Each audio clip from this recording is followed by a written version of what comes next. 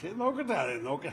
സ്ഥാനം ഒഴിയാൻ ആവശ്യമുണ്ടെങ്കിൽ ഒഴിച്ചോളാം. ഞാൻ ഈ വിഷയത്തിൽ ഒന്ന് രണ്ട് കാര്യങ്ങൾ മനസ്സിലാക്കേണ്ടത്, ഞാൻ പറഞ്ഞത് 16 വർഷമായിട്ട് ആവശ്യപ്പെടുന്ന ഒരു കാര്യമാണ്. നമ്മളുടെ കേരളത്തിന്റെ സാമ്പത്തിക സ്ഥിതി എല്ലാവർക്കും അറിയാം. നമ്മളുടെ യുവാക്കൾ ഈ സംസ്ഥാനം വിട്ടിട്ട് വേറെ സംസ്ഥാനങ്ങൾ, വേറെ രാജ്യത്തിൽ പോയിക്കൊണ്ടിരിക്കുന്നു. ഇതിനെ മാറ്റാൻ ഒരൊറ്റ മാർഗമേ ഉള്ളൂ. ഈ സംസ്ഥാനത്തിലെ ഇൻവെസ്റ്റ്മെന്റ് കൊണ്ടുവരണം. നമ്മുടെ ഇനിഷ്യേറ്റീവിന് സഹായിക്കണം. നമ്മൾ പുതിയ ബിസിനസ് സ്ഥാപിക്കാൻ സഹായിക്കണം. അവരെ ഇവിടെ കൊണ്ടുവരണം. ഇത് ഞാൻ പറയാൻ തുടങ്ങിയിട്ട് ഈ കേരളത്തിന്റെ ഓരോരോ തെരഞ്ഞെടുപ്പിലും എന്റെ ഓരോ, നിങ്ങൾ മാരാമൺ കൺവെൻഷനിൽ സ്പീച്ച് കേട്ടോളൂ, കാത്തലിക് യൂത്ത് ലീഗിന്റെ കോൺഫറൻസിൽ സ്പീച്ച് കേട്ടോളൂ. ഇതെല്ലാം പുതിയ കാര്യങ്ങളല്ല, എപ്പോഴും ആവശ്യപ്പെട്ട കാര്യങ്ങളാണ്. അപ്പം ഞാനൊരു അന്താരാഷ്ട്രീയ മേഖലയിൽ റിപ്പോർട്ട് കാണുന്നു, ഗ്ലോബൽ സ്റ്റാർട്ടപ്പ് ഇക്കോസിസ്റ്റം റിപ്പോർട്ട്. അപ്പോൾ അതിൽ പറയുന്നത് അതിശയപ്പെട്ടിട്ടാണ് ഞാൻ എന്റെ ആർട്ടിക്കിൾ എഴുതിയത്. ഞാൻ ആവശ്യപ്പെട്ടൊരു കാര്യം കേരളത്തിൽ ഇപ്പോൾ ചെയ്യാൻ അവർ തുടങ്ങിയിട്ടുണ്ടെങ്കിൽ അതിനെ ഞാൻ അംഗീകരിക്കേണ്ടത്. ഞാൻ 16 വർഷം ആവശ്യപ്പെട്ട് അതിന് പെട്ടെന്ന് ഇത് റിപ്പോർട്ട് വരുന്നത് ഇത് സ്റ്റാർട്ടപ്പ് മേഖല ചെയ്തിട്ടുണ്ടെന്ന് എനിക്ക് ഓർമ്മയുണ്ട്. ഉമ്മൻചാണ്ടിയാണ് ആദ്യം സ്റ്റാർട്ടപ്പ് മേഖലയിൽ ഇനിഷ്യേറ്റീവ് എടുത്ത് സ്റ്റാർട്ടപ്പ് വില്ലേജ് സ്ഥാപിച്ചത്. ഉമ്മൻചാണ്ടി സർക്കാർ സമയത്താണ് സ്റ്റാർട്ടപ്പ് മിഷൻ സ്ഥാപിച്ചത് 2014. അതാണ് ഇപ്പോഴത്തെ സർക്കാർ, നിലവിലുള്ള സർക്കാർ അതിൽ കെട്ടിയിട്ട് വലിയൊരു കാര്യം ചെയ്തിരിക്കുന്നത്. നല്ല കാര്യം ചെയ്താൽ അതിനെ അംഗീകരിക്കണം എന്ന് എന്റെ വിശ്വാസമാണ്. പ്രത്യേകിച്ച് ഞാൻ ആവശ്യപ്പെട്ടത്, നിങ്ങൾ എന്റെ പ്രസംഗങ്ങളൊക്കെ യൂട്യൂബിൽ കൂടി കാണാം. ഞാൻ പ്രചരണ പ്രസംഗം പോട്ടെ, യൂട്യൂബിലുള്ള പ്രസംഗം കേട്ടിട്ട് നിങ്ങൾ അറിയൂ ഞാൻ എന്താണ് ആവശ്യപ്പെട്ടതെന്ന്. ആ ആവശ്യപ്പെട്ട കാര്യമാണ് ഞാൻ അംഗീകരിച്ചത്. ഒന്ന്. രണ്ടാമത്തത്, ഞാൻ ഈ ആർട്ടിക്കിളിൽ കേരള എക്കോണമിയെക്കുറിച്ച് മൊത്തം എഴുതിയതല്ല. ഞാൻ സ്റ്റാർട്ടപ്സിനെ കുറിച്ച് മാത്രമാണ്. അത് ഇംഗ്ലീഷ് വായിക്കുന്നവർക്ക് അത് മനസ്സിലാവാൻ ഒരു ബുദ്ധിമുട്ടും ഉണ്ടാവില്ല. കേരളത്തിന്റെ എക്കോണമിയെക്കുറിച്ച് പല കുറ്റങ്ങളുണ്ട്, പല കുറവുകളുണ്ട്, പല കാര്യത്തിൽ നന്നാക്കാൻ ആവശ്യമുണ്ട്. ഞാൻ പറഞ്ഞു നടക്കുന്ന ഒരാളാണ്. നമ്മൾക്കറിയാം നമ്മുടെ തൊഴിലില്ലായ്മ ഭയങ്കര ഹൈയാണ്. ഞാൻ എപ്പോഴും ചൂണ്ടിക്കാണിക്കുന്ന കാര്യമാണ്, യുവ തൊഴിലില്ലായ്മ ജമ്മു ആൻഡ് കശ്മീർ കഴിഞ്ഞിട്ട് എല്ലാം വെച്ച് മോശം ഇന്ത്യയിൽ കേരളമാണ്. അത് ഞാൻ ചൂണ്ടിക്കാണിച്ചിട്ടുണ്ട്. അതുപോലെ തന്നെ നമ്മുടെ കർഷക മേഖലയിലുള്ള ക്രൈസിസ്, അത് കാഷ്യൂ ആയാൽ ശരി, റബ്ബർ ആയാൽ ശരി, പൈനാപ്പിൾ ആയാൽ ശരി, നമ്മളെല്ലാവർക്കും അറിയാം എന്തൊക്കെയാണ് ബുദ്ധിമുട്ട്. എല്ലാം ബുദ്ധിമുട്ടുകളാണ്. നമ്മൾ പബ്ലിക് സെക്ടർ ഓർഗനൈസേഷൻസ് ഇപ്പോൾ കൂടി നഷ്ടത്തിലാണ്. ഭൂരിപക്ഷം ഒരു 80% നമ്മുടെ PSUs നഷ്ടത്തിലാണ് ഇരിക്കുന്നത് കേരളത്തിൽ. സ്റ്റേറ്റ് PSUs ആണ് ഞാൻ പറയുന്നത്. അതേപോലെ ഓരോരോ കാര്യത്തിൽ നമ്മുടെ മത്സ്യത്തൊഴിലാളി മേഖലയെക്കുറിച്ച് ഞാൻ എത്ര സംസാരിച്ചിട്ടുണ്ട്, പാർലമെന്റിൽ സംസാരിച്ചിട്ടുണ്ട്. ഞാൻ ഒരിക്കലും പറയുന്നില്ല ഈ സർക്കാർ ചെയ്യുന്ന നമ്മളുടെ എക്കോണമിയെ നയിക്കുന്നത് എല്ലാം 100% കൃത്യമാണെന്ന്. ഞാൻ ഒരു ആർട്ടിക്കിളിൽ ഒരു വിഷയത്തെക്കുറിച്ച് പറഞ്ഞു. അതിലും ഫാക്ട്സും ഫിഗേഴ്സിന്റെയും അടിസ്ഥാനത്തിലാണ് ഞാൻ പറഞ്ഞിരിക്കുന്നത്. അത് അഥവാ ആൾക്കാർക്ക് ഇഷ്ടമില്ലെങ്കിൽ അവർ വേറെ ഫാക്ട്സ് ഇറക്കിയാൽ ഞാനത് കേൾക്കാൻ തയ്യാറാണ്. ഞാൻ എപ്പോഴും ഇങ്ങനെയുള്ള വിഷയങ്ങളിൽ അടിസ്ഥാനമില്ലാതെ ഞാൻ എഴുതില്ല, സംസാരിക്കില്ല. പക്ഷെ ഞാൻ ഒരിക്കലും ഈ സർക്കാരിനോ ഈ സർക്കാരിന്റെ നയിക്കുന്ന എക്കോണമിക്ക് ഒരു 100% മാർക്ക് കൊടുത്തിട്ടില്ല. ഒരു മേഖലയിൽ അവർ ചെയ്ത കാര്യത്തിൽ ഞാൻ റിപ്പോർട്ടിൽ വായിച്ചിട്ട് അതിനെ കോട്ട് ചെയ്ത് സൈറ്റ് ചെയ്ത് പിന്തുണ കൊടുത്തു. ഇത് നല്ലതാണ്, ഇത് ആര് ചെയ്താൽ. ഞാൻ പ്രത്യേകിച്ച് ആർട്ടിക്കിളിന്റെ അവസാനത്തിൽ പറഞ്ഞിട്ടുണ്ടായിരുന്നു, അടുത്ത തവണ നിങ്ങൾ പ്രതിപക്ഷത്തായിരിക്കുമ്പോൾ ഞങ്ങളിതിനെ തുടർന്നാൽ നിങ്ങൾ അതിനെതിരിക്കരുത് എന്നും കൂടി ഞാൻ പറഞ്ഞിട്ടുണ്ട്. അതിന്റെ അർത്ഥം എന്താണ്? ഈ ആവശ്യം കേരളത്തിന്റെ ആവശ്യമാണ്. ഞാനൊരു മലയാളി ജനപ്രതിനിധിയായിട്ടാണ് ഇതിനെ കണ്ടിരിക്കുന്നതും സ്വീകരിച്ചിരിക്കുന്നതും എഴുതിയിരിക്കുന്നതും. ഇതില് ഞാൻ CPMന്റെ പേരേ ഇല്ല ആർട്ടിക്കിളിൽ. ഞാൻ രാഷ്ട്രീയമോ പാർട്ടി പോളിറ്റിക്സ് അല്ല പറഞ്ഞിരിക്കുന്നത്. കേരളത്തിന്റെ ഒരു ആവശ്യം കണ്ടിട്ട് ആ ആവശ്യത്തിനെ നിങ്ങൾ ചെയ്തിട്ടുണ്ടെങ്കിൽ, ഇത് സത്യമാണെങ്കിൽ കൂടി ഞാൻ എഴുതിയിട്ടുണ്ട്. നിങ്ങൾ പറഞ്ഞ കാര്യങ്ങൾ സത്യമാണെങ്കിൽ നമ്മൾ അതൊക്കെ ഞാൻ അങ്ങനെ ഒരു ആവശ്യം എന്തായാലും ഞാൻ സ്വീകരിക്കുന്ന തയ്യാറാണ്. എനിക്ക് എന്റെ സ്വാതന്ത്ര്യം അതല്ല അവിടെ പ്രശ്നമാകുന്നത്. ഈ AK ആന്റണി, ഉമ്മൻചാണ്ടി സർക്കാരുകളുടെ കാലത്ത് നടപ്പിലാക്കിയ വികസന കാര്യങ്ങളെ കുറിച്ച് അത് പിന്നീടല്ല, ആ ലേഖനത്തിൽ പരാമർശിക്കാതെ അവിടെ ഏകപക്ഷീയമായി വികസനത്തിന് ഏതൊരു പക്ഷിക്കല്ല ഞാൻ പറഞ്ഞു. സംസ്ഥാനം കേരളത്തിന്റെ റെപ്യൂട്ടേഷൻ എന്തായിരുന്നു, കേരളത്തെ എങ്ങനെയാണ് ഇപ്പൊ ഇങ്ങനെ ആയത്, അത് മാത്രമേ പറഞ്ഞ. ഒരു സർക്കാരിനെ കുറിച്ച് എഴുതിയില്ല. ഇതിനെ ഒരു രാഷ്ട്രീയ വിവാദമാക്കാൻ തുടങ്ങിയപ്പോഴാണ് ഞാൻ പറഞ്ഞത്, ഞാൻ ചൂണ്ടിക്കാണിച്ചത്. എനിക്കറിയുന്ന ഒരു കാര്യമാണ് ഉമ്മൻചാണ്ടിയാണ് ആദ്യം ആരംഭിച്ചത്. അത് നിലപാടിൽ ഉറച്ചു നിൽക്കുകയാണ്. ഇപ്പോൾ നിലപാടിൽ ഉറച്ചു നിൽക്കുകയാണ്. എഴുതിയ ലേഖനത്തിലെ നിലപാടിൽ അങ്ങനെ തന്നെ എഴുതിയതിൽ ഒരു തെറ്റുണ്ടെങ്കിൽ ആ തെറ്റ് ആദ്യം കാണിച്ചു തരട്ടെ. നിങ്ങൾ പറയുന്നു ഞാൻ കേരള എക്കോണമിയും സർക്കാരിനെയും CPMനെയും അത് ചെയ്തിട്ടില്ല. ആർട്ടിക്കിൾ വായിച്ചാൽ അറിയാതെ പറഞ്ഞിട്ടില്ല. രണ്ടാമത്തത് വേറെ ഏത് മേഖലയെ കുറിച്ച് തൊട്ടിട്ടില്ല. വെറും ഒരു കാര്യം മാത്രം, സ്റ്റാർട്ടപ്പ് ഓൺട്രപ്രനർഷിപ്പിനെ കുറിച്ച് മാത്രമാണ് ഞാൻ എഴുതിയിരിക്കുന്നത്. അതും ഇംഗ്ലീഷിലാണ് എഴുതിയത്, വായിച്ചു നോക്കിയാൽ അറിയാം. മൂന്നാമത്തത്, ഞാൻ ഒരു രാഷ്ട്രീയ പാർട്ടി രാഷ്ട്രീയം ഈ ആർട്ടിക്കിളിൽ പറഞ്ഞിട്ടില്ല. ഞാൻ പറഞ്ഞിരിക്കുന്നത് കേരളത്തിന്റെ റെപ്യൂട്ടേഷൻ മൊത്തം നെഗറ്റീവ് ആയിരുന്നു, ഇപ്പൊ നോക്കൂ ഇത് സംഭവിച്ചിട്ടുണ്ട്. ഇങ്ങനെയുള്ള കാര്യങ്ങൾ മാത്രമാണ് ഞാൻ ചൂണ്ടിക്കാണിച്ചിരിക്കുന്നത്. അത് കേരളത്തിന്റെ വികസനത്തിന് വേണ്ടിയിട്ടാണ്. ഇന്നലെ നിങ്ങളൊക്കെ വന്നപ്പോൾ ഞാൻ എന്താ പറഞ്ഞത്, രാഷ്ട്രീയം കുറെ കണ്ടിട്ടുണ്ട് ആൾക്കാര്, പക്ഷേ വികസനം കണ്ടിട്ടില്ല. ഞാൻ വികസനത്തെ വലിയ സംസാരം നിങ്ങൾ ശ്രദ്ധ കേൾക്കണം സംസാരിക്കുന്നു. താങ്കൾക്കെതിരെ ബോധപൂർവമായ ഒരു നീക്കം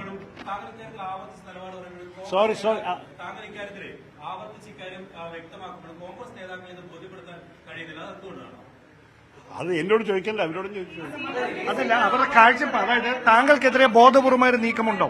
എല്ലാവരും കൂടി ഒരുമിച്ച് സംസാരിച്ചാൽ ഒന്നും മനസ്സിലായില്ല. എന്താ നിങ്ങൾ പറയുന്നത്? ഇതുവരെ ആരും എന്നെ വിളിച്ചു പറയട്ടെ, ആരും വിളിച്ചു പറയട്ടെ. മാധ്യമക്കാർ എന്ത് വേണമെങ്കിൽ ഇറക്കിയാൽ ഞാൻ എന്താ ചെയ്യേണ്ടത്? നിങ്ങൾക്ക് വിവാദങ്ങൾ ഇഷ്ടമാണ്, ആൾക്കാർ എന്നെ വിളിച്ച് ആവശ്യപ്പെട്ടാൽ ഞാൻ അത് കേൾക്കാം. താങ്കൾ പറഞ്ഞ ഫാക്ടുകൾ തെറ്റാണെങ്കിൽ പറയണമെന്നാണല്ലോ പറഞ്ഞത്. ഇതിന് ഉമ്മൻചാണ്ടി സർക്കാരിന്റെ കാലത്ത് വ്യവസായ മന്ത്രിയായിരുന്ന PK കുഞ്ഞാലിക്കുട്ടി തന്നെ താങ്കൾ പറഞ്ഞ കാര്യങ്ങൾ ശരിയല്ല എന്ന് കാര്യങ്ങൾ നിരത്തി ഇങ്ങനെ. ശരി, അപ്പൊ ആ ഡീറ്റെയിൽസ് കിട്ടിക്കഴിഞ്ഞാൽ ഞാൻ കറക്ഷൻ നടക്കാൻ തയ്യാറാണ്. എല്ലാ മാസവും ഞാനൊരു ആർട്ടിക്കിൾ എഴുതും ഈ പത്രത്തിൽ. ഈ മാസം എഴുതിയതിൽ വലിയ തെറ്റുണ്ടെങ്കിൽ അടുത്ത മാസം എനിക്ക് കറക്റ്റ് ചെയ്യാം, അത് പ്രശ്നമില്ല. പക്ഷെ തെറ്റ് എനിക്ക് അറിയണം, കാരണം ഇതെല്ലാം ഒരു CPM പാംഫ്ലെറ്റ് കണ്ടിട്ടല്ല എഴുതിയിരിക്കണം. ഇത് ഗ്ലോബൽ സ്റ്റാർട്ടപ്പ് ഇക്കോസിസ്റ്റം റിപ്പോർട്ടിനെയാണ് ഞാൻ കോട്ട് ചെയ്തത്. അതിൽ തെറ്റുണ്ടെങ്കിൽ അവരോട് നമ്മൾ അറിയിക്കണം. ഇതൊരു ഗ്ലോബൽ റിപ്പോർട്ടാണ്, ഇത് ശരിയല്ല നമ്മൾ ചൂണ്ടിക്കാണിക്കണം. തരൂർജി, സംസ്ഥാനത്ത് വ്യവസായ സൗഹൃദ അന്തരീക്ഷമില്ലെന്ന് UDF കുറെ കാലമായി പറയുന്നതാണ്. അപ്പോൾ തരൂർജി ഇങ്ങനെ ഒരു ലേഖനം എഴുതുന്നതോടെ UDFന്റെ ആരോപണങ്ങളുടെ മുന്നേ ഒഴിയുക. ഇല്ലില്ല, മറ്റേ മേഖലയിൽ എല്ലാത്തിലും ആരോപണവും ശരിയാണ്. ഞാൻ തന്നെ ആരോപണം പങ്കെടുക്കുന്നത്. ഈ ഒറ്റ കാര്യത്തിൽ സ്റ്റാർട്ടപ്പ് ഇക്കോസിസ്റ്റമിൽ നല്ലൊരു പ്രോഗ്രസ് വന്നിട്ടുണ്ട്, പുരോഗതി വന്നിട്ടുണ്ട് കാണുമ്പോൾ അതിനെ മാത്രമാണ് ഞാൻ സ്വീകരിച്ചത്. അതിനെക്കുറിച്ച് അഥവാ ഈ ഫാക്ട്സ് ശരിയല്ലെങ്കിൽ, അഥവാ കേരളത്തിന് ഇങ്ങനെ ഒരു റാങ്കിംഗ് കൊടുക്കാതിരുന്നില്ലെങ്കിൽ, അഥവാ കേരളത്തിൽ $1.7 ബില്യൺ ഒരു വികസനം 18 മാസത്തിൽ വന്നിട്ടില്ലെങ്കിൽ, നമ്മൾ ബാക്കിയെല്ലാം ഇതിനെല്ലാം തർക്കിച്ച് ചൂണ്ടിക്കാണിച്ചിട്ട് നമ്മൾ ഗ്ലോബൽ ഇക്കോസിസ്റ്റം റിപ്പോർട്ട് പബ്ലിഷ് ചെയ്താൽ, അത് ന്യൂയോർക്കിലെ ജനീവയിൽ എവിടെ ചെയ്താൽ അവർക്ക് പറയണം ഇത് തെറ്റാണെന്ന്. ഞാൻ ഇത് റിപ്പോർട്ട് കണ്ടിട്ട് ഞാൻ എഴുതിയ കാര്യമാണ്, അത്രയേ ഉള്ളൂ. കേരളത്തിലെ കോൺഗ്രസിലും അതുപോലെ തന്നെ ദേശീയ തലത്തിലും വേണ്ടത്ര രീതിയിൽ പരിഗണിക്കപ്പെടുന്നില്ല എന്നൊരു ഹൈക്കമാൻഡിനോട് വിശദീകരിക്കൂ. ഹൈക്കമാൻഡിനോട് വിശദീകരിക്കൂ. ഹൈക്കമാൻഡിനോട് സംസാരിക്കാൻ ഇതുവരെ ആവശ്യം വന്നിട്ടില്ല. ആവശ്യം വന്നാൽ സംസാരിക്കാം.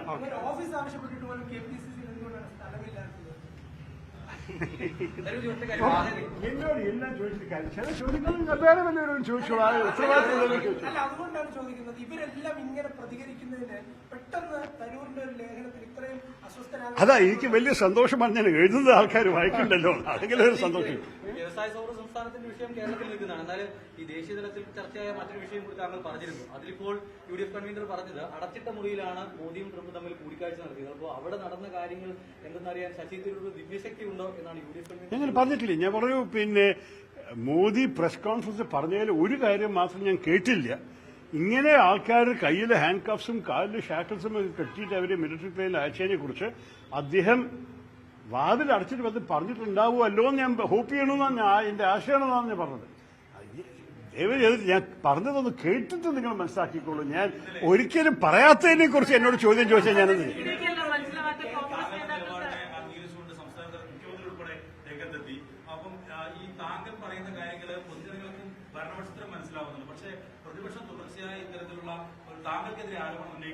നോക്കൂ. ഇലക്ഷൻ വരാൻ ഇനി ഒരു 15 മാസമുണ്ടല്ലോ.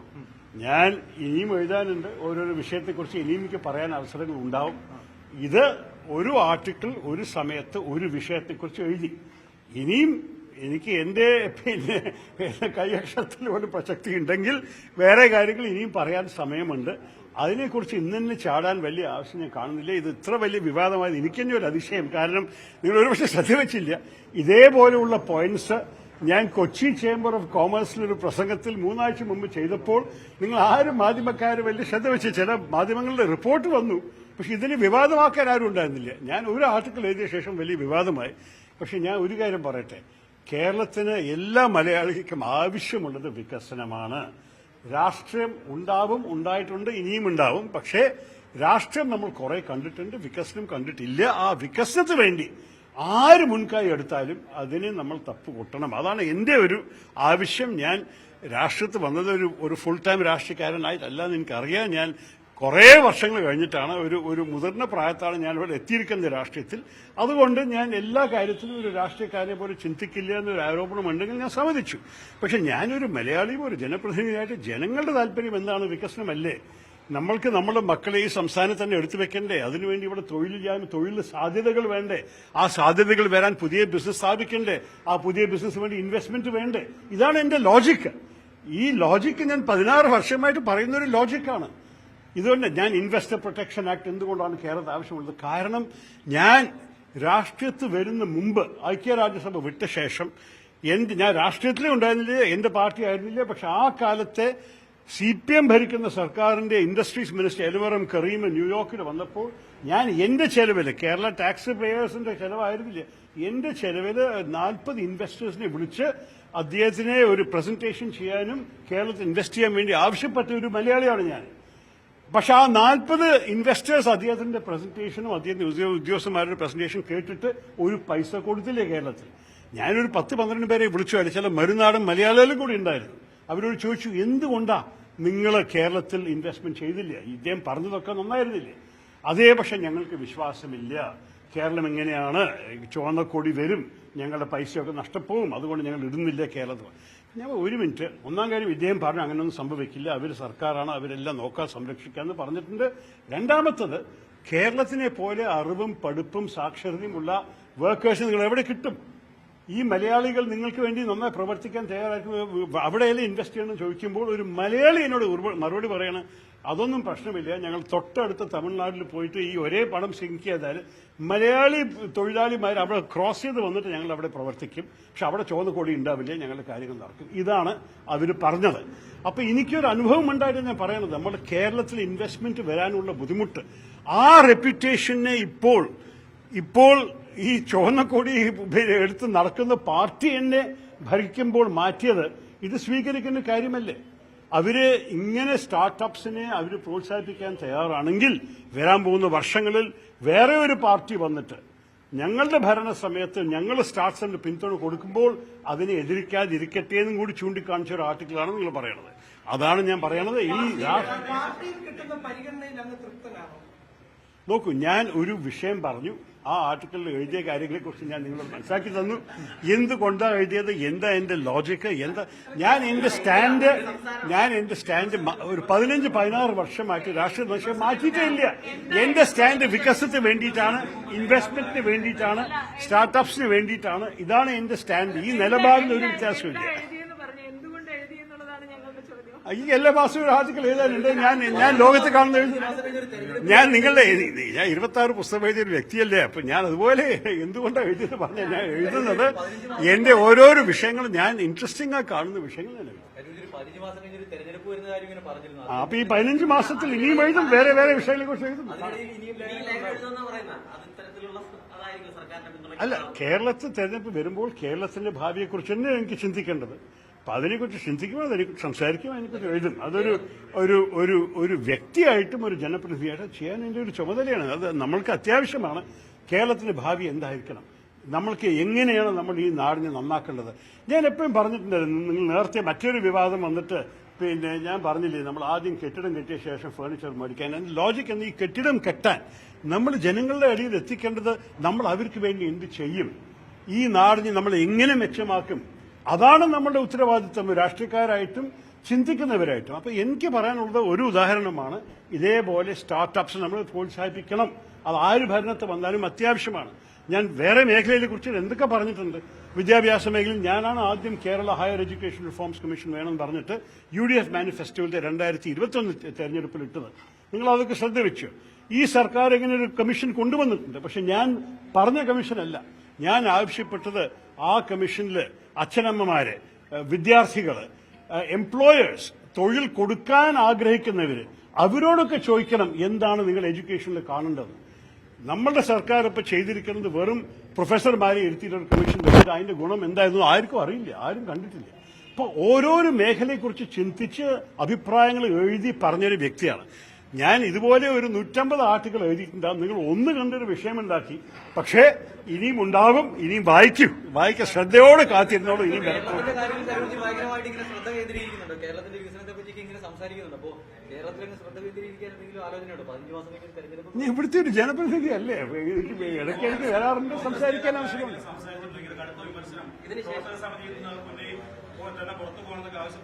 അല്ല, ആവശ്യപ്പെടാൻ ചിലവര് അർഹതമാണ്. അവരെ ആവശ്യപ്പെട്ടാൽ നമ്മൾ നോക്കാം.